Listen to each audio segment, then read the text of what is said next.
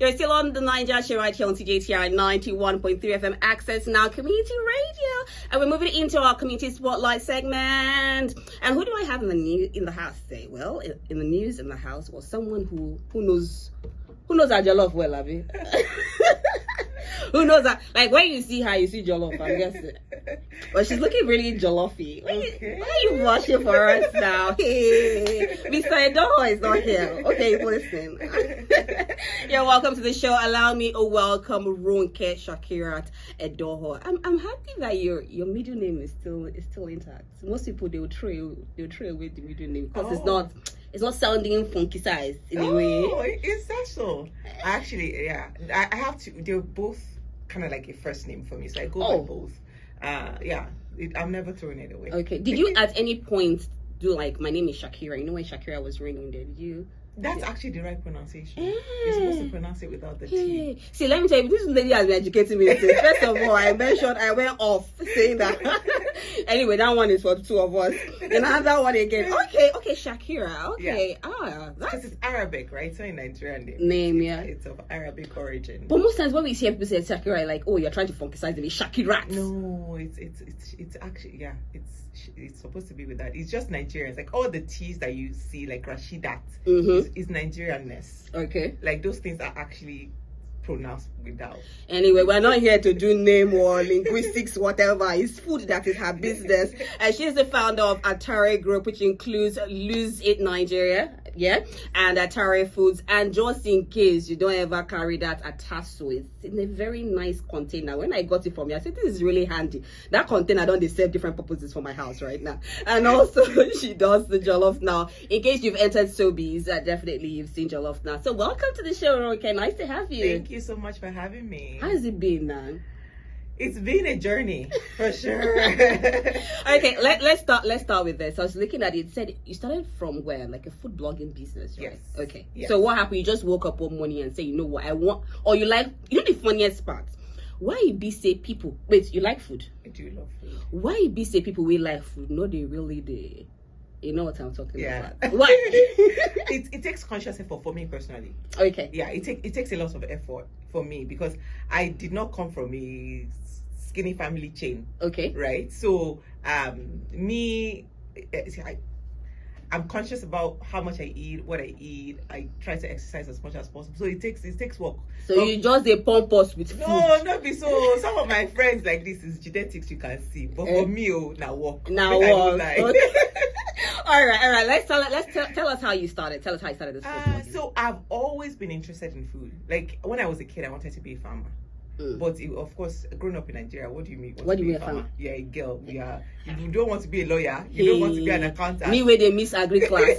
Farmer care, and that kind of like, followed me through. Even in secondary school, girls would take home economics. I would take agri. Wow. Yeah.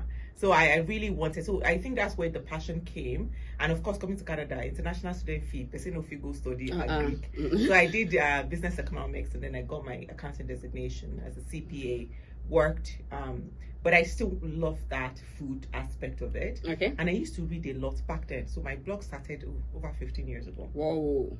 I used to read a lot, right? And all of the people that had perspective about African food, Nigerian food, were not African or Nigerian. So they would write things like poorer qualities of meat and goat are often used. I'm like, because we cook with bone, it's not because we cannot afford meat. It's just part of how, like, it's that sustainability, cooking the entire animal, using the entire part of the food. We cook fish with bone because it's fish. It's not supposed to be a fillet. Someone like me, I like to chew bone. Yes, exactly. And you also you look at what you're eating, right? When you're eating fish, you're not eating the small fillet. You know that it's fish. You're not wasteful. So there was a lot of that perspective coming from, it's because of we're impoverished that we eat like that. And my dad is the kind of person that will tell you, if you have something to say, or if you think there's an injustice in the world and you have the power to change it, don't complain, do something. Make a change. So that's what started my food blog, actually, because I wanted to add that perspective. And we're here today. Wow, that's nice. Changing the perspective. We need a lot of change makers, actually. So I'm happy you've done that and you've blossomed. I mean, when you first started, were you kind of like, should I continue this? Or probably the passion just moved you? I think it was a passion, because honestly, when I started food blogging, there was no money to be made. Like until maybe 20, like people that have been in Nigerian food blogging space for a long time will tell you, up to maybe 2022, 2023, when the Maggies of the world and the North of the world started seeing the value. Yeah. That was when money came in. But for the first 7-8 years that I did food blogging, there was no money to be made, but I was passionate enough about it. I was building a community of people who also felt like what I was doing was valuable to them. So that was really what pushed me to continue doing. So now you did food blogging business. I mean, you were trying to change the narrative. People that felt that, okay, probably Africans don't have what to eat, that's why they're eating that way. And there's another side of you, that's the lucid Nigerian. Now, you mentioned the fact that they do work. Now, why you not really big like that? And, you know, my mom is also a Christian. She talks about, it's not just about eating, but eating healthy, like healthy food. Not just pack everything for your mat. Say, you know what, I'm rich, I pack all the food joined together. Well, is that what motivated you? So, yes, I landed in Saskatoon. I went to the U of S. And I lived on campus. And I think a lot of people that probably lived on campus will tell you there's the freshman 10 or the freshman 15. You just pack them. Money, me that was coming from boarding school. Just see for KFC, bucket of 20 pieces of chicken, you know. So I gained quite a lot of weight. And I used to go to the university clinic. And they would tell me, eat cottage cheese or eat salad. I'm like, which one be this one now? You know, I was so confused. And, you know, they would tell me, oh, you really can't do rice or you really can't do like a lot of starchy food. But I'm like, we grew up eating starchy food. Yeah. My grandmother is almost 100 years old. She's fine. She grew up eating amala and fufu and all of this. Like, there was just a contradiction there. Right, so I started doing a lot of research, started talking to people. I come from a family of a lot of doctors as well. My dad is a doctor, so I started having the conversation, and you know, they will tell you, well, nutrition is not part of medicine to that degree, but here is the ABC of it. You figured the rest out. So I started doing a lot of research, and I actually started blogging about, oh, here's how to eat healthier or make recipes healthier. And I realized that was something that a lot of people wanted. So that kind of morphed into LIN. And you know, in these first 3 years, we were able to reach people in over like 80 different countries. We had like tens of thousands of people who were using our programs. So I saw a need, and we kind of like just grew on it. Oh, that's nice. Yeah. And how long has the program been going now? 2016. 2016? Yes. Wow. Wow. Okay. Now combining that one, how are you managing everything? I have a very supportive partner. Oh, there we go. Here we go. Helping you out, pulling the strings. Yes. I am the kind of person that, you know, I'm a creative, right? I can think of something and I can think of how to make it happen. But then, you know, you need the technical aspect of things, you need the visual aspect of things. And that's where my husband, you know, comes in. He's like, oh, just put it down. I will figure out the technicality. So it's always good to have somebody who, maybe you're strong in creative and all of that, right? But then it's like, if I design a poster, it will take me 3 years. Somebody else can do it for me. Somebody else can do it for me in 20 minutes. So that's very helpful. So all you singers in singles out there, in case you're hearing that one, she don't teach linguistic. In case you're looking for a husband, no, just fine. Find the one that will complement you. Exactly. But let's go back to the business. Now you have Lucid Nigerian. You started your food blogging business. You came to Regina, Saskatchewan. Now in Nigeria, you were doing this, right? No. So it was when you got to... Yes. Wow. I've lived here for a long time. I moved here when I was 18, 19. Oh. So yeah. Wait, when you say moved here, where Regina based or just from Saskatoon? Oh, what? Saskatoon. That's nice. I did my undergrad in Saskatoon. Oh, nice. Okay. So you started, so it was here it started? Yes. Wow. It was in Canada. Okay, Canada I started. Then when did you move to Regina? 2016. So I lived in Regina briefly. 10, 11, and then I moved back to Saskatoon, and then I moved back to Regina in 2016. Now, you've started there. You started in Regina, Saskatchewan. Now you have the Atasu. There's a brand that you're creating. Yes, Atare. That's Atare. Wait, no. Atasu, Atare.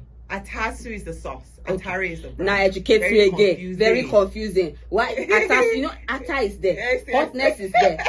You understand? Why? Okay. Tell us about that. So Atare is my food product brand, and again, it's in identifying gaps in the market, right? So I love grocery shopping. I was telling somebody yesterday, I love going to a grocery store. It's like an excursion. Like I love it so much, right?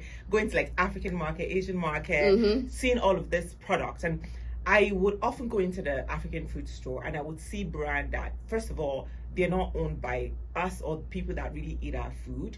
And then you read the label and you're like, why does this have 6 different food coloring in it? Why does it have 6 different preservatives. Of course, it's to extend shelf life. But again, if you don't have an emotional connection to something, it's difficult for you to want to do it to the best of your ability. Yeah. And my father would say, there's a problem. You have something to offer. Don't complain about it or do something about it, you know? So for me, Atare came out of me wanting to create a food brand that, first of all, it has like, there's a community skin in the game. Okay. It's owned by us, and it's also something that is made to the best and the best of standards. And so that is why Atare came to be, and also convenience. I have a daughter, she likes to play soccer. If you tell her to go and blend pepper, she will squeeze phrase from now till next year. Like, how long is it going to take me to blend this pepper? So I wanted to pass on traditions as well. And I know that a lot of people, a lot of food cuisines, like Italian, Chinese, whatever it is, that have been passed on, they've introduced convenience into it. That's why they're able to pass it on, and it's lasted generations and generations, right? So how do we begin to add convenience to like our food so that we can pass it on to these Canadian children that don't want to blend? Now, you these Canadian children, because they are a different breed entirely. Very different. Okay, just in case you're confused right now, we have in the house Ronke Edoho. She's a food blogger. Now she started with food blogging business, because even myself, I don't almost lost me with it. She started with the food blogging business. Then she had the Lose It Nigerian program, that's eating healthy. Now she has the Atare Food. Am I sure with the flow? Well, at the flow on our food shack. On our food shack. So when you just say food, just imagine her. Just imagine her for food. Okay. All right. And then she has the Atare Foods. Now under the Atare Foods, you have a tassel. Yes. Right? So it's one of the products. One of the products. So one of the products is here you see now, in case you're looking for Nigerian brand. Here you're listening to it now. Atare. So under Atare, it's like I'm building a chain right now. We have a tassel. A tassel is like a pepper mix, right? Yes. Because I don't. Okay, so there's a tassel. Then I'm coming to one now. That's the jollof now. How do you know I was getting there? Because you know I like jollof, right? Okay, that's the jollof now. Okay. Now jollof that because I think the first time I met you, that was when I got the jollof. Now I got the atasu, because you know there's a way. Most of they talk say Nigerian jollof. Every Nigerian jollof is the best. But somehow some jollof know the jollof. I don't know why. Anyway, my son don't tell me say the mix is the secret. Yeah. I say okay, now don't try different mix. Now I can make I see jollof now. I can't try jollof now mix. Anyways, tell us about jollof. So jollof now is a ready-to-use jollof base, and it's really like I explain it to people as okay. So you have your pot on fire. You added oil. You added onions. You added your tomato paste. You fried it. You added your stew base that you reduced. You fried it. That is, it's cooked to the point of you just adding the rice and maggi and salt. Soft life. Exactly. No need to stress yourself. Yeah. No chopping, no blending, no blender inside. Just pour it into the pot. Add your salt and stock cube. Add your rice. That's it. And your jollof is jollof. It's jollof. So just in case you don't know about Nigerian food, jollof rice is like in every Nigerian, well, it depends, but most times you definitely see jollof rice. And in case because I've actually had a colleague and say, oh, I want to try Nigerian food, I want jollof rice. And then you start explaining, oh, tomatoes, pepper, okay, do the mixture, put the onions, just in case, just get jollof now. Yes. And then get your rice. And then everything will blend together. See how you made life easy for people. Like, we need more people like you. Yeah, we need more people like you. And this is really nice. And this is you propagating the Nigerian food here in Canada. And I've actually realized that a lot of people, like even those who are not Nigerians, they actually want to try Nigerian food. Yes. But the question is, do we have them a lot in stores? And you know, I think that when it comes to trying Nigerian food, especially as somebody in the space, whether you're making Nigerian food products or you have a restaurant, you are a de facto ambassador. So that first experience for people is very, very important, right? So when I was creating a product like jollof now, Nigerians, we don't maybe mind a lot of oil. Yeah. But the average Canadian, so how do you then bridge that gap into making sure that the first experience that somebody have with your food is not their last experience? Because the experience is not positive, right? So I think that we're definitely doing quite a bit, and TikTok has really, every day on my TikTok, somebody is trying fufu and egusi for the first time.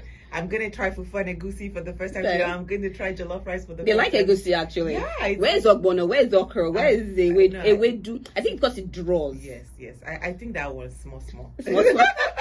Make we no jump the gun. Okay, Okay, that's not all. Now we're talking about the Atare food products. We have the jollof now. So in case you want to try jollof rice, go to Atare Foods. They have a package for you, like a stew package that you can use to make a jollof rice. Then you be like, say you can't add some kind munch. Wait, I brought you some. You see, I say because I need a munchy. I'm a munchy type. Okay, and that's the Atare. What's the name? The plantain chips. Plantain chips. So that's just Atare chips, right? Yes. Atare chips. It's sweet plantain chips. Yeah. Sweet plantain chips, really sweet. I've not tested it, so I cannot. But I'm happy because I actually wanted to put you on the spot to say I can't say I've not tested the chips. You taste it. Yeah, real business. So don't worry. Next week on the show, I'll tell you. I'm sorry you cannot taste it on air, but I will be the one to taste it for all my audience, and I will let you people know how the chips is. So it's basically from plantains, right? Yes. So it's ripe plantain. So it's really, we wait for the plantains to really mature. Okay. That's the secret to our chips, right? We use really mature plantains. I like you. They give your secret to the chips. People know they give their secret. They try them. Okay. You have another secret. There's the sauce. Okay, And then there's the... Oh, correct. I like people that have confidence. Go on. You know, we use really, so it's naturally sweet. It's just 3 ingredients. It's plantains, oil, and salt. That's it. Okay. That's all that there is, and it's perfectly sweet. With perfectly Ronke's crunchy. sauce inside. Yes. With Like with a touch of with magic. Hey, this magic. You know, every chef, you have your own. I know, that right? can only come from you. Like I don't know how they do it. Like sometimes I see my mom, I'm like trying to replicate what she made. I'm like, No. what are you doing? Is there something that is going on? Is the way you put your hand, the measurement? How? Then how do you even do? Another thing that I like is the fact that you're able to do the measurement for people. Because for us Nigerians, we go with our heads. Yes. Someone has asked me, how do you do the job, like quantity or half cup? Do this one, do that. I'm like, put rice, put. And they move with the flow. But you're able to do that. Yeah. I think, does that come over time for you? It comes over time, and it comes with a lot of research as well, right? So in my house, you see me, I'll have scale here, I'll have measuring cups here, I'll have, because it's extremely important to document, especially when your goal is to pass something on. Mm-hmm. I know that usually we don't document, but I find that documenting helps people, and it helps with consistency as well. So you expect the same results over and over and over again. So yeah, that's why my food blog was very popular, because I was doing that, and that was helping people. Yeah. Okay. So we have the Atare Foods. Now, in case someone wants to reach out to you, how do they do that? AtareFoods.com. We are on every platform at Atare Foods. There's an S, ATAREFOODS. You can find us everywhere. Correct. Is there a restaurant coming on? Like, what do we hope to see? You know, I wanted to start a restaurant so badly at a very early on, and I even went to go work in a restaurant just to kind of learn how the back house of restaurant. But I realized that the kind of restaurant that I want to offer in this community, money gas day. Okay. So maybe a future project. A future project. Okay, we're looking forward to more. Ronke is not living yet, so just in case you're listening to you like, oh, okay, there's an easy way to make jollof rice. Go to Atare Foods on our Instagram, anywhere. You have a website, right? Atare Foods. That's ATARE Foods. I know everybody's like, anyway, FOODS. Just in case, and you can get to know more about that. In our second half, we'll go for a quick break. When we come back, we're looking at more into exploring indigenous food in diaspora. For those of you where they find out hard, say how I take they get all this indigenous food for here. We'll have all that discussion after that. But for now, since you are not ready to give us the restaurant, make we go Yabasira. Maybe Yabasira will help us. Yabasira, okay.